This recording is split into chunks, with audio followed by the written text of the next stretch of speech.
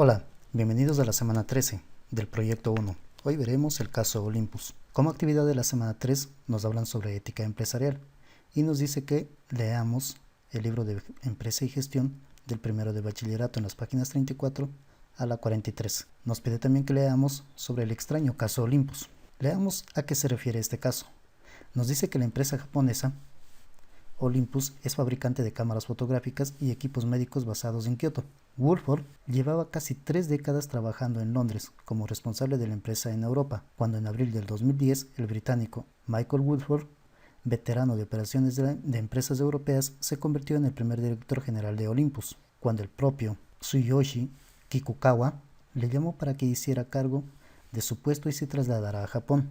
Woodford acepta y en abril del 2011 comienza a trabajar como máximo responsable de la compañía en Tokio.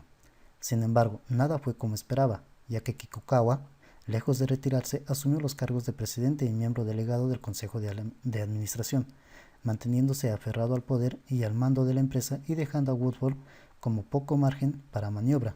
Pensé que podríamos trabajar de forma efectiva como aliados, dijo el inglés, pero Kikukawa era vanidoso y obsesionado consigo mismo, lo que hizo sospechar a Woodford de que algo estaba pasando en Olympus. Fue leer un artículo publicado por Facta, una revista japonesa de negocios, en el que se narraba que la compañía había hecho carísimas adquisiciones durante varios años, pagando grandes cantidades por empresas en la ruina y elevadas comisiones a asesores poco conocidos. Es más, la publicación dejaba ver que parte de ese dinero desviado por Olympus podía haber llegado a personas vinculadas con el crimen organizado. La revista daba tantos detalles que Woodford, preocupado, la creyó y pidió explicaciones a Kikukawa, quien rehuyó contestarle. Movido por lo que dictaba la conciencia, Woodford intentó por todos los medios aclarar el asunto, primero mandando cartas al Consejo Administrativo pidiendo información, y luego, tras no obtener nada con ello, reclamando el puesto de miembro delegado del Consejo de Administración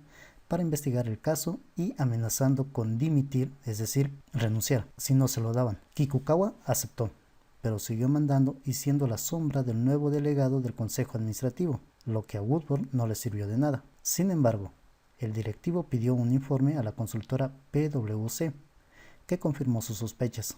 Existe contabilidad falsa en Olympus, por lo que se sintió con autoridad de pedir la dimisión de Kikukawa, pero le salió el tiro por la culata, es decir, no lo consiguió, ya que solo provocó su propio despido, por actuar supuestamente de forma arbitraria y no entender el estilo japonés de gestión.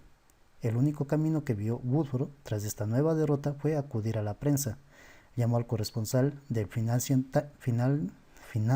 Times en Tokio y le contó toda la historia, poco antes de huir a Londres, ya que temió por su vida. Una vez ahí, también acudió a agencias reguladoras y a ciertos accionistas institucionales de Olympus. Fue el punto de inflexión de la historia, ya que tanto la opinión pública como la prensa japonesa le apoyó y se inició una investigación que acabó con la dimisión y posterior condena de Kikukawa. Sin embargo, en un ámbito más local, las acusaciones acabaron en saco roto y no dejaron a Woodford que volviera a dirigir Olympus. Japón tenía un sistema único de cruces accionariales y además hay una relación incestuosa entre compañías, proveedores y bancos. Muchas empresas japonesas tienen consejos administrativos que son mediocres o algo peor y siguen con esta posición hasta que se retiran del cargo. Cuando una deuda pública por encima del 200% del PIB, Japón necesita un vibrante sector corporativo, pero en su lugar tiene a unos pocos diputados disputándose el poder a puerta cerrada. 200% del PIB de deuda pública. En Ecuador tenemos un poco más del 40% del PIB. Desde el principio algo olía mal en la contabilidad de la empresa, y esto a pesar de que los auditores de KPMG y Ernst Young habían dado el visto bueno. Woodford sospechaba que alguien estaba robando una cantidad importante de dinero y en particular le llamó la atención que la compra reciente de empresas a precios inflados y el pago de exorbitantes comisiones a firmas y asesores fantasmas. Por esto pidió una investigación, el Consejo Administrativo no estuvo de acuerdo, pero él siguió insistiendo hasta que le echaron. Y nos pide finalmente que en el cuaderno hagas una lista de las acciones de control que realiza Woodford una vez que se da cuenta de que algo estaba mal en Olympus. Y acá tenemos una lista de las acciones que realiza el inglés. Primero, lee artículos de revistas de negocio japoneses. Ahí es cuando se da cuenta de que algo anda mal en la empresa.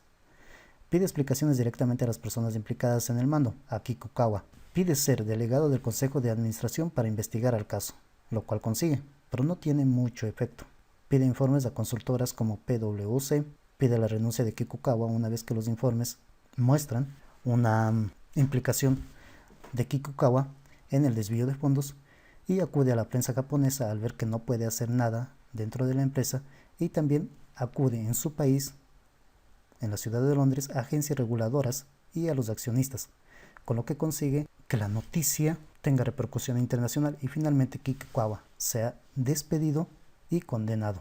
En el caso Olympus también nos dicen sobre la base del caso Olympus y la información que describe las páginas 34 a 43 del texto escolar de primer curso, escribe un texto de máximo 300 palabras que describa el papel que habría tenido para Olympus que sus directivos hubiesen contado con una contabilidad ética que les ayudará a identificar a tiempo la situación real de la empresa. Nos pide que sean máximo 300 palabras, un texto. Aquí he escrito un texto de 205 palabras. Puedes guiarte en este texto para hacer el tuyo propio. No debes copiarlo, debes tener ideas propias y guiarte en lo que ya está hecho. La contabilidad en una empresa evidencia la manera en la que entra y sale dinero y cuál es su destino. La contabilidad es una herramienta que permite a los directivos conocer el estado actual de la empresa, y no solo a los directivos, también a los empleados, su estado actual, su estado anterior, y predecir cómo se encontrará la empresa en un futuro, y de esta manera realizar los correctivos necesarios para mejorar las expectativas de un negocio. Los directivos deben estar informados todo el tiempo del manejo del dinero de una empresa, pues son los encargados de tomar las decisiones trascendentales que definirán los próximos movimientos y dirección de la institución. Una contabilidad alterada, que muestra grandes beneficios o pérdidas, hace que la empresa esté sobrevalorada o que pueda venderse a un precio de remate. Aquí esto es importante. Viendo la ética del caso Olympus, también vemos más o menos el caso de las empresas ecuatorianas. Hay empresas ecuatorianas que nos dicen que no sirven para nada, que tienen pérdidas, que no hay ninguna ganancia, y se están vendiendo a personas que supuestamente son de inversión privada. Y esas personas están comprando supuestamente un negocio que está en pérdida para sacarlos a flote. Y aquí nos preguntamos, o aquí debe haber la pregunta, ¿en verdad estos negocios están dando pérdidas al Estado ecuatoriano? Y si están dando pérdidas, ¿por qué están dando pérdidas al Estado ecuatoriano? ¿Y por qué deben venderse estas empresas? Estamos hablando de empresas eléctricas, bancos, o mejor dicho, el Banco del Pacífico, que ya está vendiéndose. Estamos hablando de empresas de la refinería Esmeraldas, estamos hablando de empresas de telecomunicaciones, estamos hablando de empresas de televisión. Entonces, cabe preguntarnos si esas empresas en verdad están en pérdida, y si están en pérdida, ¿por qué las están comprando personas que saben que estas personas no dan un rendimiento, que saben que estas empresas no producen un rendimiento? En el caso de estar sobrevaloradas, su valor real en el mercado puede crear una burbuja que explote con el tiempo, perjudicando no solamente a los accionistas, sino también a los trabajadores y a otras empresas con las cuales están vinculadas.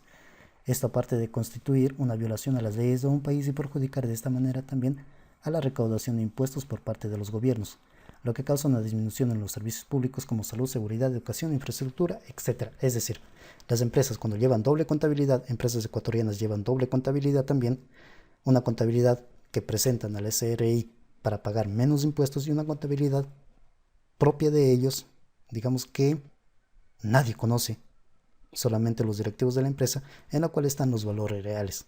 La contabilidad falsa la utilizan para pagar sus impuestos, es decir, para pagar sus contribuciones de ley.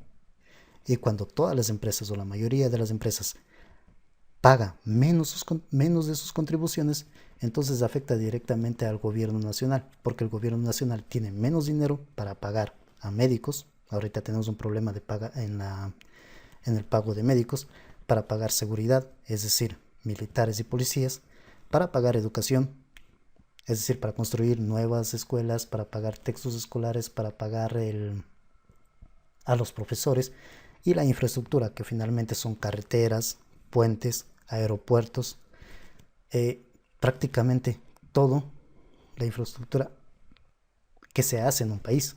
Entonces, cuando las empresas empiezan a tener esta doble contabilidad, o mejor dicho, cuando las empresas son empresas corruptas, lo que hacen es afectar al Estado ecuatoriano, a los estados en general. Por eso es importante que las empresas paguen sus impuestos, no más impuestos, ni menos impuestos, sino que paguen sus impuestos de ley y no evadan responsabilidades.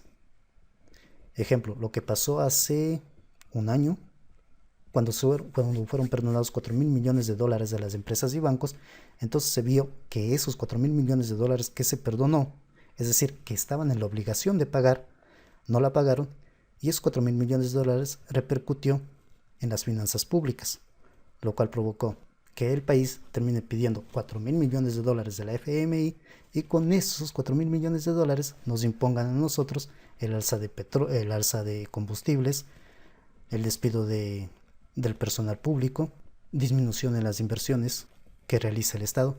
En fin, cuando existe corrupción en las empresas, bueno, y en todo ámbito, entonces lo que tenemos es un problema social muy, muy grande. Veamos qué más nos pide. Aquí nos habla sobre la falta de ética, ya en una segunda parte nos habla sobre la falta de ética empresarial sumada a la grave crisis que enfrenta el sector productivo de todos los países del mundo debido a las pérdidas que ha generado la emergencia sanitaria actual y ha desembocado en despido masivo de mano de obra global. Falta de ética de las empresas, un tema interesante. Veamos qué nos dice. Nos pide que leamos el siguiente artículo con atención. La crisis por COVID-19, la enfermedad. Acá tenemos subrayadas algunas partes importantes y vamos a revisar cómo se responde cada una de estas preguntas. Nos pide que lea el siguiente artículo con atención. La crisis por COVID-19 puede acabar con el empleo de unos 600.000 ecuatorianos, según se desprende de una proyección de la Cámara de Comercio de Quito, basada en datos macroeconómicos del Banco Central del Ecuador. Es algo preocupante, 600.000 ecuatorianos son muchos despedidos o desempleados. El Banco Central publicó un estudio donde estima que la economía del país caerá entre un 7,3 a un 9,6% en el 2020 por la crisis. Esto podría implicar una pérdida de 600.000 empleos hasta finales de año y un aumento de la pobreza del 4%, señala un comunicado de la Cámara. Miren, 7,3 a 9,6%, estamos rondando el 10% de caída en la economía del Ecuador, cuando normalmente la economía del Ecuador crece un 1%, un 2% y en los mejores tiempos ha crecido un 4%.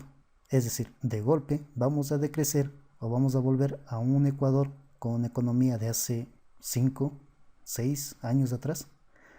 El documento precisa que la paralización vigente desde mediados de marzo afectó las ventas y consecuentemente influyó en el empleo privado de los ecuatorianos.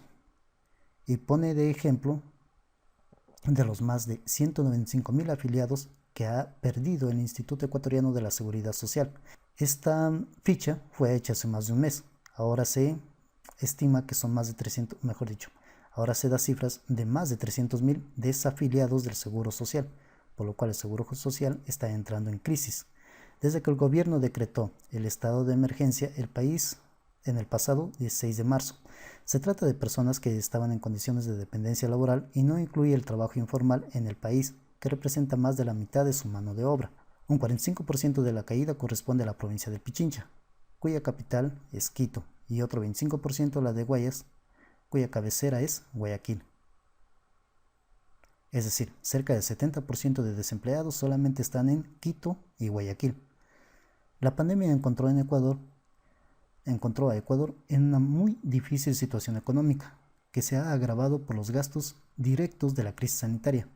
En el país hay más de 3.640 muertes oficiales y casi 43.400 contagiados.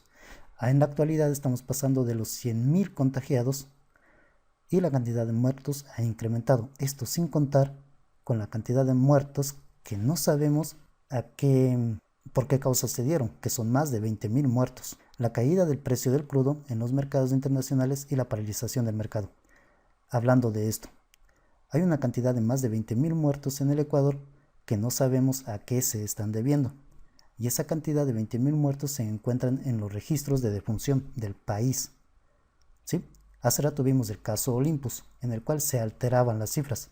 En este caso, existe un vacío entre el número de muertos oficiales por COVID y el número de muertes totales que existen en Ecuador durante la pandemia. Una cifra que aún no está aclarada. El sector empresarial se encuentra gravemente afectado. Las políticas económicas no deben afectar más la liquidez de las empresas. Adelantar impuestos a personas o empresas que no tienen liquidez solo afectaría la recuperación de la economía. Esto lo dijo Patricio Alarcón, que es el presidente de la Cámara de Comercio. Y también agregó, lo que el país requiere es una agenda mínima para la recuperación de temas tributarios, financieros y laborales. El Ejecutivo ha aplicado recortes por 4.000 millones de dólares para poder sostener las finanzas públicas, lo que, por el otro lado, le ha abierto de nuevo el frente social que había conseguido aplacar tras los disturbios en octubre pasado, es decir, hace un año. El ministro de Producción, Comercio Exterior, Inversiones y Pesca del Ecuador, Iván Ontaneda, dijo este lunes a EFE que el gobierno prevé unas pérdidas de lucro por un valor de 14.000 millones de dólares, una suma titánica para lo que son las finanzas ecuatorianas. Si consideramos que tenemos 100.000 millones de dólares como PIB, una pérdida de 14.000 millones de dólares es el 14% del PIB del Ecuador, y apuntó asimismo a la paralización del comercio como causante principal del daño económico de la crisis por el COVID-19. Es por eso que se quiere recuperar la actividad comercial en el Ecuador lo más pronto posible, obviamente tratando de proteger a las personas contra la enfermedad. En su comunicado, la Cámara menciona las escalofriantes cifras de Servicio de Rentas Internas del SRI, que indican que entre marzo y abril, es decir, en esos 2 meses, las ventas privadas han caído en 6.271 millones de dólares. Solo en abril las pérdidas fueron de 4.378 millones. A nivel de la ciudad de Quito representa el 45%, como los desempleados, de la caída en ventas, y en Guayaquil el 32% a nivel de sectores. El comercio, entre marzo y abril, ha perdido 2.934 millones de dólares y la industria 1.119 millones de dólares, concluye el comunicado. Para afrontar la crisis, Ecuador ha solicitado la asistencia de organismos multilaterales y le han concedido ayudas por miles de millones para evitar el colapso del aparato estatal y sus prestaciones a la ciudadanía. Aquí, ha solicitado asistencia a organismos multilaterales, es básicamente el fondo, el FMI, ¿sí?, el cual ha prestado al Ecuador dinero, pero también pone sus condiciones para que el Ecuador haga ciertos ajustes económicos antes de prestarle el dinero. Por eso tenemos tantos problemas con el FMI. Y nos pide finalmente que analicemos el documento y determinamos 3 variables dependientes y 3 variables independientes relacionadas con el desempleo durante la pandemia del COVID-19. Las variables independientes son aquellas que no están o que no tienen, sobre las cuales no se puede influir. Es decir, uno no manda. Una tormenta es una variable independiente. Una pérdida de energía es una variable independiente. Una inundación es una variable independiente. Es decir, no está dentro del control de las personas que están manejando esos riesgos. Y variables dependientes sí, son aquellas que están dentro del control de las personas, de las organizaciones que manejan riesgos, empresas, instituciones. Veamos cuáles son estas variables. Las variables dependientes, es decir, las que sí dependen, o mejor dicho, las que pueden hacer los gobiernos para empeorar o mejorar una crisis. Las malas políticas públicas es una variable independiente. La flexibilización de los contratos laborales y la disminución de la jornada laboral es una variable independiente que nos ha permitido tener mayor cantidad de desempleados. Una variable dependiente, perdón. Despidos en el sector privado y público. También. Estas 3 cosas han hecho que la cantidad de desempleados en el Ecuador aumente. Y variables independientes, obviamente, la crisis sanitaria, que ha causado de forma indirecta o de forma directa que existan ese masivo grupo de desempleados en el Ecuador. La caída de los precios de petróleo también ha influido, y la paralización del comercio global. Veamos qué más nos dice. Nos pide que leamos el siguiente texto para mitigar la gran cantidad de despidos en el país. El gobierno nacional emite un decreto de ley que se llama Ley Orgánica de Apoyo Humanitario para combatir la crisis sanitaria derivada por COVID-19, LOA, la cual fue publicada en el suplemento de reglamento oficial número 229 de junio 22 de 2020, la cual establece lo siguiente. ¿Qué nos dice esta ley? Esta ley supuestamente es para ayudar, o mejor dicho, bueno, tiene un nombre como todas las leyes, un nombre sugestivo, que quiere dar a entender que es buena. No sabemos si es buena o mala aún. Y eso deben leerlo para estar 100% seguros de lo que significa esta ley. Ley Orgánica de Apoyo Humanitario. Como todas las leyes en esta presidencia, tienen nombres que claramente inducen a un sesgo cuando leen el titular o cuando leen el nombre de la ley. Contrato especial emergente. Se podrá celebrar contratos especiales emergentes de trabajo por tiempo definido para la sostenibilidad y la producción de fuentes de ingresos en instituciones en situaciones emergentes, para nuevas inversiones o líneas de negocio, productos o servicios, ampliaciones o extensiones del negocio, modificación de giro del negocio, incremento de oferta de bienes y servicios por parte de personas naturales o jurídicas nuevas o existentes. C. Necesidades de mayor demanda de productos o servicios en las actividades del empleador. Se podrá celebrar contratos especiales emergentes de trabajo por tiempo definido. El contrato tendrá un plazo máximo de 1 año y podrá ser renovado una sola vez por el mismo plazo, es decir, hasta 2 años. La jornada laboral para este tipo de contrato será de un mínimo de 20 horas, es decir, una jornada parcial, y un máximo de 40 horas, que es la jornada completa, a la semana, distribuidas en máximo 6 días a la semana, sin exceder a las 8 horas diarias de trabajo. Antes estaban distribuidas en 5 días a la semana, nada más, no en 6. Ahora le han incrementado un día más. Y antes también no se podía exceder de las 8 horas diarias de trabajo. Si se excedía, se pagaban como horas extra. El descanso semanal será de 24 horas consecutivas. La remuneración y los beneficios de ley se pagarán de forma proporcional, de acuerdo con la jornada pactada, finalizando el plazo del contrato o de concluir con la decisión por decisión unilateral del empleador o trabajador antes del plazo estipulado. El trabajador tendrá derecho al pago de una remuneración pendiente, bonificaciones por desahucio, es decir, por despido, y demás beneficios de ley, calculados de conformidad con el Código del Trabajo. De continuar la relación laboral, habiendo concluido el plazo acordado por las partes, se considerará como contrato indefinido de trabajo, es decir, después de los 2 años que una persona esté trabajando en cualquier lugar, entonces tendrá que hacer un contrato indefinido de trabajo, porque ese trabajador pasa a ser un trabajador estable y ya no de contrato. Reducción emergente de la jornada de trabajo. Por eventos justificados de fuerza mayor y caso fortuito, el empleador podrá reducir la jornada laboral hasta un máximo de 50%, es decir, hasta 20 horas de trabajo a la semana, debiendo la remuneración del trabajador no ser menor al 55% de la fijada previo a la reducción. Es decir, se reduce a la mitad las horas de trabajo, pero no se puede reducir a la mitad del sueldo. El sueldo deberá ser un 5% mayor. Para implementar esta medida se deberá observar lo siguiente. Se deberá notificar al Ministerio de Trabajo indicando el periodo de aplicación de la medida y la nómina de trabajadores que se sujetarán a la misma.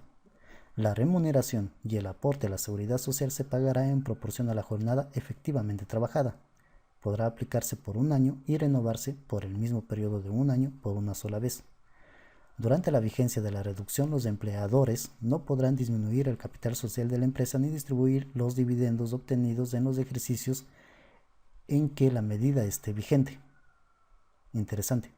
Es decir, que durante estos 2 años los empresarios no podrán, lo que se da a entender, no deberán pagar utilidades. Es decir, los trabajadores no recibirán sus utilidades al final del año. Los dividendos serán reinvertidos en la empresa, para lo cual se deberá realizar el correspondiente aumento de capital hasta diciembre 31 del ejercicio impositivo posterior a aquel en que se generarán dichas utilidades y se acogerán a la reducción de 10 puntos porcentuales en la tarifa de impuestos a la renta, de acuerdo con lo señalado en el artículo 37 de la Ley de Régimen Tributario Interno. Es decir, las empresas, aparte de no pagar las utilidades, también tendrán una reducción a lo que es el impuesto a la renta. De producirse despidos, la indemnización y bonificación por desahucio se calculará con base en la remuneración percibida antes de la reducción de la jornada. Con base a esta ley humanitaria, si el desempleo es nuestra variable dependiente, escriba 5 variables planteadas por el Gobierno Nacional para que el desempleo disminuya y explique por qué. Realice el análisis del caso, causas de desempleo en Ecuador y las acciones tomadas por el Gobierno Nacional, y agrega su informe al final del estudio de caso al portafolio. Bien, veamos estas de acá. Aquí nos dice: con base en esta ley humanitaria que ya acabamos de leer, si el desempleo es nuestra variable dependiente, escribe 3 variables planteadas por el Gobierno Nacional para que el desempleo disminuya y explica el por qué. Bueno, aquí tenemos una que es la flexibilización laboral. La flexibilización laboral lo que permite es que la contratación y despido sea personal y de forma que la contratación y el despido de personal sea de forma unilateral, es decir, el empleador puede terminar arbitrariamente con el contrato o el empleado puede decir ya no quiero seguir trabajando y retirarse unilateralmente de la empresa. Incentivos a las empresas para poder contratar a nuevos trabajadores por hasta 2 años de prueba. Antes, si una persona estaba trabajando por 6 meses en una empresa, esa empresa tenía la obligación de contratarle de forma indefinida. Ahora, si un trabajador entra a trabajar en una empresa y trabaja durante 6 meses o un año, puede ser despedido durante ese año. Incluso si está trabajando durante 2 años, puede ser despedido en esos 2 años de trabajo. Pero si excede los 2 años de trabajo, entonces tiene que ser contratado de forma permanente en la empresa.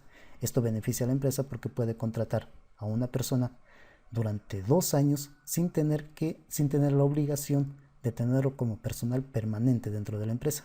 Disminución de la jornada laboral, incluido la remuneración. ¿Qué se ha conseguido con esto?